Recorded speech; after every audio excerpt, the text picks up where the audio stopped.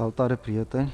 Astăzi voi porni Nissanul meu X-Trail într-o zi, după cum vedeți, o zi de toamnă mai friguroasă. Haideți să vedem cum pornește.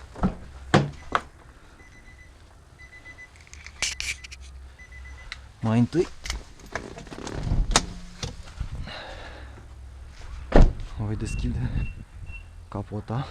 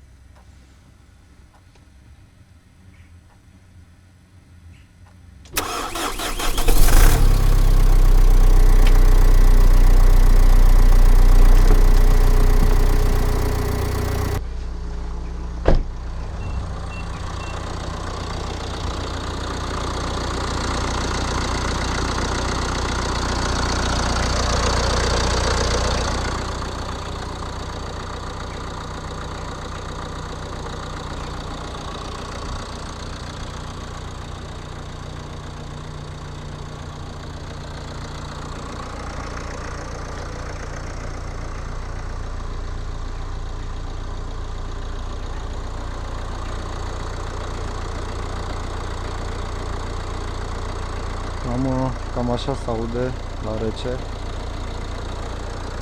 Motorul de 2.0 diesel de pe Nissan X-Trail din 2007-2008 modelul.